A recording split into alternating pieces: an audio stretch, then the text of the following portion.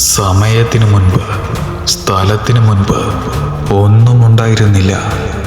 വെളിച്ചമില്ല, ശബ്ദമില്ല, ഭൂതകാലമില്ല, ഭാവിയില്ല. പിന്നെ തീ, ഇരുട്ടിലൊരു തീപ്പൊരി, തടയാനാവാത്ത ശക്തി. ശൂന്യതയിൽ നിന്നാണ് പ്രപഞ്ചമുണ്ടായത്. സമാധാനത്തിൽ നിന്നല്ല, ഇണക്കത്തിൽ നിന്നല്ല, എന്നാൽ അരാജകത്വത്തിൽ നിന്ന്. ലോകങ്ങൾ കൂട്ടിമുട്ടി, നക്ഷത്രങ്ങൾ പൊട്ടിത്തെറിച്ചു, തമോഗർത്തങ്ങൾ മുഴുവൻ താരാപഥങ്ങളെയും വിഴുങ്ങി. എന്നിട്ടും എങ്ങനെയോ ജീവിതം ഉദയം ചെയ്തു. യാദൃശികമല്ല, ഭാഗ്യം കൊണ്ടല്ല, ഇഷ്ടപ്രകാരം.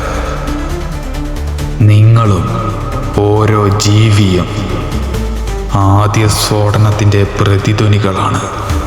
നാം നിത്യതയുടെ കുശുകുശുപ്പുകളാണ്. എന്നാൽ പ്രപഞ്ചം അസ്വസ്ഥമാണ്. അത് വികസിക്കുന്നു, അത് മറക്കുന്നു.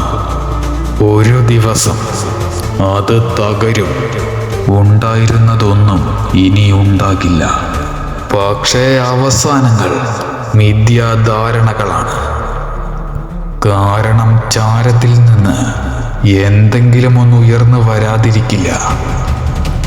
ഒരു തീപ്പൊരി, ഒരു തീ, ഒരു ഉദ്ഭവം.